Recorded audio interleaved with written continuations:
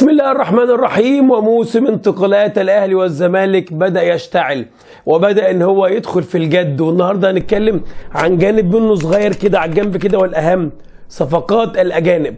ومعانا 3 صفقات هنتكلم عنهم بشكل تفصيلي الى حد ما. بوبكر تراوري مهاجم الاتحاد المنستيري، روجر اهولو لاعب وسط الرجاء، وطبعا الاهم والابرز دلوقتي الفلسطيني وسام ابو علي. وعاوز اقول بس ايه قبل ما نبدا كده، ما فيناش من زعل وعلى الزمالك ان يحذر، وهقول لك ليه دلوقتي. قبل اي حاجه اعمل لايك للفيديو واشترك في القناه، وكمان فعل علامه الجرس. اتمنى الناس كلها ما تكسلش وتبدا تعمل لايك دلوقتي عشان تساعدنا في ان الريتش بتاع القناه يعلى اكتر، وان الفيديو يوصل اكبر عدد من الناس. وكالعاده نصلي على سيدنا محمد عليه افضل الصلاه والسلام، ولا ننسى دائما ودوما ندعي لاخواتنا. وهحاول اطلع صوتي عشان يوصل، بحاول معاناه عشان اوصله. ليه قلت مفيش من زعل؟ ودي شفتها في الفترات الاخيره، انا بعمل حلقات عن مدربين الزمالك، بعض مش كل الهويه الزملكاويه، اول ما في اسم مجرد بس اتكتب ان هو مرشح، مجرد كان مرشح، بيعمل له حصانه. لو انتقدته هيزعل، يقول لك انت كل حاجه بتقلل من الزمالك، انت بتقلل من الاهلي، انت كل حاجه عندك واحد. هو مجرد مرشح يعني. ما ممكن مرشح ده ما ينضمش بعد كده يبقى وحش. هو كل الناس حلوه، كل المدربين اللاعبين حلوين، فعادي يعني واحد مرشح يبقى وحش مفيش مشكله. ما قللتش من الزمالك ولا الاهلي، بس يعني اتمنى الناس تستقبل النقطه دي. اول لاعب معانا بوبكر تراوري مهاجم الاتحاد المنستيري، واللي اخبار كتيره ربطته بالزمالك، بل ان كمان رئيس الاتحاد المنستيري قالها بشكل علني اول امبارح ان في عرض مقدم من الزمالك لهذا المهاجم. فقلنا نبص على المهاجم ده. هو عنده 24 سنه، 190 سم، راجل طويل. الموسم ده مع الاتحاد المنستيري في 12 مباراه مسجل 10 اهداف، فطبعا ده رقم مميز جدا. قبليها كان بيلعب في المجر في الدرجة الثانية، قبليها كان في الدوري الأمريكي في الدرجة الثالثة. هو جاي من بعيد قوي، أول ظهور بالنسبة لنا في الاتحاد المنستيري. هو ملوش أهداف كتيرة أو ملوش فيديوهات كتيرة، لأن هو الدرجة الثانية المجر والدرجة الثالثة أمريكا مفيش فيديوهات. فأنت كل ما تملكه اتفرج عليه أهدافه ولقطاته مع الاتحاد المنستيري. أنا اتفرجت عليها يعني أكتر من مرة بشكل تفصيلي.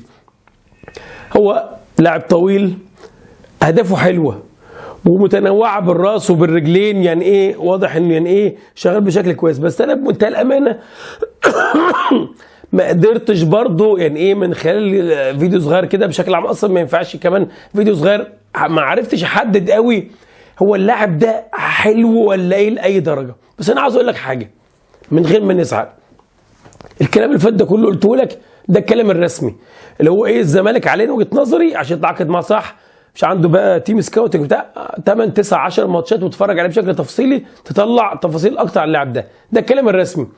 الكلام اللي بيني وبينك على القهوه احنا قاعدين بنتكلم مع بعض، كلام مش مبني قوي على علم ولا فنيات، بس ايه جزء كبير منه سنس ما دخلش دماغي قوي. ده كلام مش رسمي يعني، ما تحسدنيش عليه، احنا على القهوه. جيت له قلت لي يا عم شريف الراجل ده بيني وبينك رايك ايه؟ قلت لك مش عارف، ما اقدرش احدد ومفيش حاجه باينه، بس السنس يعني الاهداف اللي جابها هتفرج عليها جوه 18 سنه بدماغه، حطها بدماغه، برجليه نكشها برجليه، هنا شاطها مش عارف ايه، بس يعني فاللي هو ايه ما بيتنيش حاجه مميزه يعني، مفيش حاجه مبهره ظهرت فيها. مفيش حاجه عاليه قوي، مفيش حاجه زي طلعت له، مفيش حاجه مختلفه.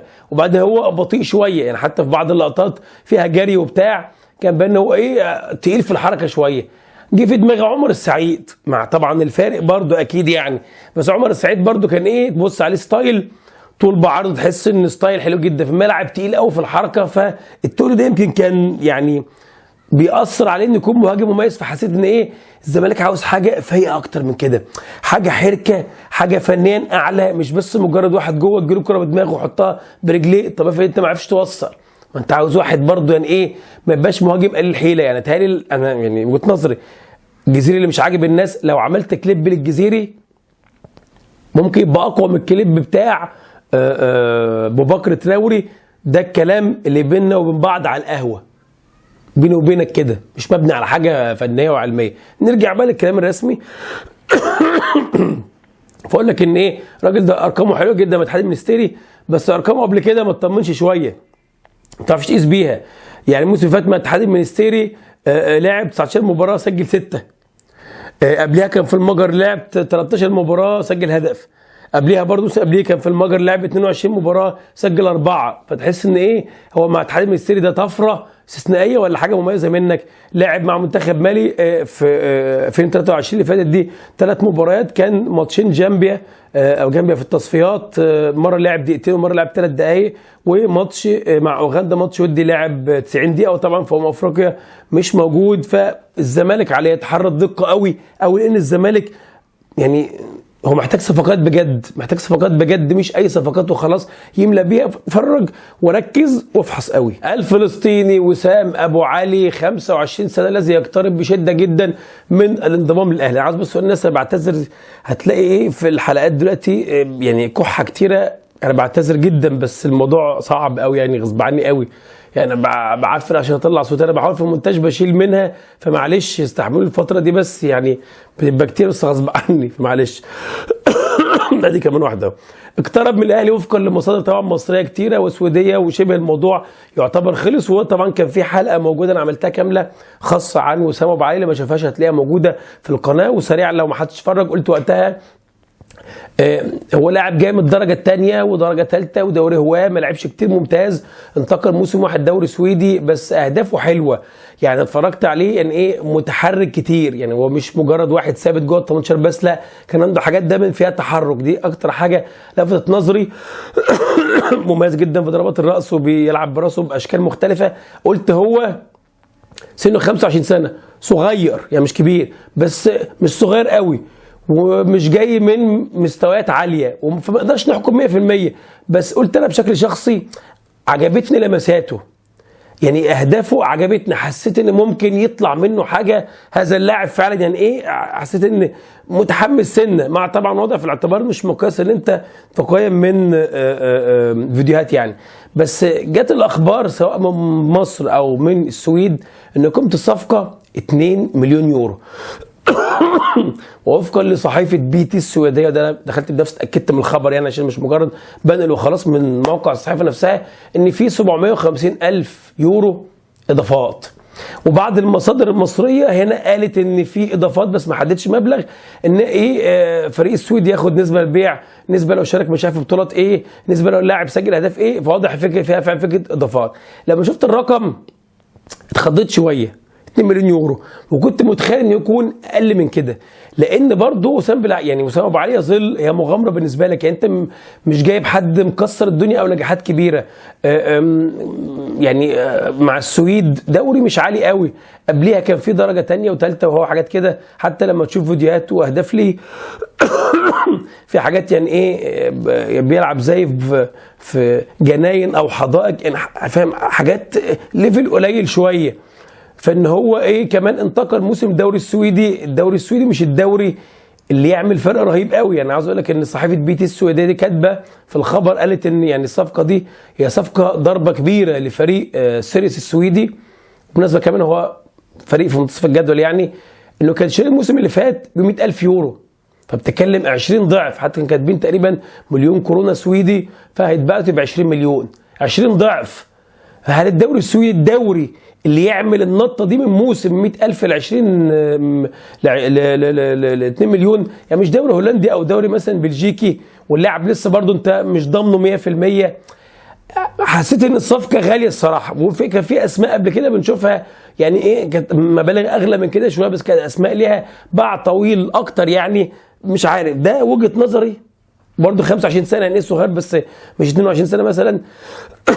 مش عارف بقى هل انا صح ولا الاسعار اتغيرت. انا طبعا عارف ناس هتزعل وهتجري بره على طول، مش فكره، احنا مش في عركه ولا في خناقه، وجهه نظر، وانا شخصيا ما اقدرش اقول لك 100%. انا فعلا فكرت قلت هل الاسعار زادت مختلفه فده عادي، ولا هي كتير شويه برضه. احنا ايه، الاهلي والزمالك يعني في البيع والشراء احنا اخيب ناس يعني، كله بيتشطر علينا، بيضرب في الاسعار اللي فوق. اكيد هم عرفوا يعني بنشتري ازاي ونبيع ازاي، وهم يكونوا اشطر مننا، مش عارف يعني. بس بصرف النظر خلاص يعني، لو ده امر واقع وانت اشتريته بهذا المبلغ مع ان لو 2 مليون وفي اضافات كمان مثلا نص مليون ولا 750,000 كتير شويه. خلاص امر واقع. المهم في الاخر انه يبقى لاعب مميز، ده الاهم. يا ما جبت لعيبه بمليون ومليون ونص واترموا ما بقوش مهمين، فنتمنى نجاح الصفقه وان يكون هو القصه اللي محتاجها الاهلي. روجر اهولو التجولي لاعب وسط الرجاء المغربي السابق. وانا انا مش عارف، بس هي عشان انا عارف يعني هو بس جاي مع الزملكاويه النهارده ان ايه الصفقات فيها كلام. انا عارف هتقول لك الناس يعني انت كل حاجه بتقلل من الزمالك واشمعنى الاهلي. قلت يعني مش عاوز احلف بالله ولا احلف انها يعني ملهاش ادنى علاقه خالص، بس هي عادي يعني. ما هو ممكن بقول لك على حاجه وحد ياخد باله الزمالك ما يتورطش في صفقات وحشه، هم دول مجرد اسماء. روجر اهولو لاعب الرجاء وسط ملعب دفاع رقم 6، برضه من الاسماء اللي عليها كلام دلوقتي في بعض المصادر المغربيه والمصادر المصريه. الزمالك ممكن يتعاقد معاه، واللاعب لسه فاسخ عقده مع الرجاء من ايام بسيطه في اخر شهر 12، مع انه كان مجدد عقده في الصيف. طبعا وسط الملعب دفاعي صعب يعني ايه تجيب فيديوهات وتبص عليها غير المهاجم عشان عنده لقطات واضحه في الفرص والاهداف وده شغله، فممكن تقيم شويه. وسط الملعب دفاعي بقى اثناء تمركزه وتحركه وضغط وكذا وكذا، وطبعا يعني ما اتفرجتش عليه كتير، بس هو لاعب كويس، بس هو مش لاعب واو يعني، مش لاعب سوبر. و30 سنه. انا بالنسبه لي بقى كلكم اركن على جنب كده، كل اللي فات ده تعالى 30 سنه. انا معترض اعتراض كامل. 30 سنه في لاعب اجنبي ومش واو ليه؟ وكمان في رقم 6، لا رقم 6 انا ممكن امشي الدنيا بدونجا واوفر الاجنبي اللي قدام يكون واحد في رقم 8. وبعدين لازم اعرف ليه فسخ عقده مع الرجاء. الصراحه الصفقه مش عجباني يعني، مش يعني. ولو شفت اراء ناس كتيره مش هتلاقي حد بيتكلم عنه بشكل رهيب يعني ايه بشكل فني. فانا جبت 30 سنه هتقول لي الصواب بلاش. ما هو الزمالك بقى ما بقاش حمل الكلام ده. ببلاش ولا مش بلاش؟ الزمالك مش بيلم لعيبه وخلاص عشان اسمها ببلاش. الزمالك عاوز يبني فرقه وعاوز لعيبه اعلى من اللي عنده يعني، مش ببلاش فاستسهل فاسترخص يلا تعالى. يبقى انت جايب مدرب اجنبي وعمال تدور عشان تجيب له لعيبه استرخاص عشان هم ببلاش. لا مش ده المعيار. ببلاش ولا بفلوس؟ ببلاش ولا بفلوس؟ ما انا بجيب وبخسر، وبعدين ما هو بياخد مرتب وبالدولار، فيجي ما يقبضش يرفع قضيه يتوقف عليك القيد. ما هو ده اللي حصل مع كل الاجانب. فليه اللبش من الاول؟ ليه اللبش؟ انت تختار عاوز صفقه تبني ناس احسن من اللي عندك، لكن تجيب ناس شبه اللي عندك بقى قريب له انصاف اللعيبه كده. انا وجهه نظري الصراحه يعني انا مش مقتنع خالص فكره 30 سنه يعني. لا وبعدين عشان بس كويس يعني افتكرتها. ده البعض في النقطه دي يقول لك ايه رد غريب قوي بالنسبه لي. طب ما شيكابالا 37 سنه وعبد الله السعيد كام سنه ورونالدو كام و30 سنه ومحمد يا جماعه احنا بنهزر. احنا بنهزر يعني. هو مثلا لاعب زي شيكابالا عبد الله السعيد بقى له 9000 سنه في الدوري المصري وهو بيكبر بشكل تلقائي يعني بيكبر في بيته عادي. ما هو في اكيد في لعيب عنده 35 سنه في كل مكان بيلعب، بس هو كبر في بيته في مكانه يعني فاهم. او شيكابالا ده بيته وده متاقلم وده مصري يعني، غير لما تجيب صفقه لسه لاعب اجنبي جديد. الناس بتقارن ازاي يعني فاهم؟ لسه جاي على دوري جديد وحاجه مختلفه وفرقه ما يعرفهاش ولسه يتاقلم ولسه يقعد ولسه على العيشه يعني حاجات مختلفه. فما تقارنش بلاعب بقاله 20 سنه بيلعب في الدوري المصري، مش مقياس. فبالتالي دايما بيكون في حته حذر في الانتقال الجديد قبل ما اللاعب يتاقلم. وده كان وجهه نظري حتى في موديست. والناس يقول لك يقول لك محمد صلاح ورونالدو 37 سنه. ايه العلاقه يعني؟ اصلا ما فيش علاقه لا في العقليه ولا في الشخصيه ولا في الفنيات ولا في ان لاعب يكون عايش في الدوري بتاعه كبر بشكل تلقائي غير لاعب جديد. فاتمنى الزمالك يعني ايه، مش هقول غير ان الزمالك يتحرى الدقه شويه في الصفقات اللي بيعملها، عشان ما اعتقدش لا الزمالك ولا جمهوره بقوا في حمل تجارب غير ناجحه. كده خلصنا الكلام. في الاخر السؤال بالنسبه لك كاهلاوي، رايك كيف صفقه وسام ابو علي؟ وهل موديست يرحل ولا لا؟ و2 مليون ده كتير ولا لا؟ وبالنسبه للزملكاويه بكر تراوري وروجر اهولو، تتمنى انضمام حد منهم للزمالك ولا معترض؟ اعمل لايك الفيديو، اشترك في القناه، وقبل اي حاجه خلينا دايما في الشبكه.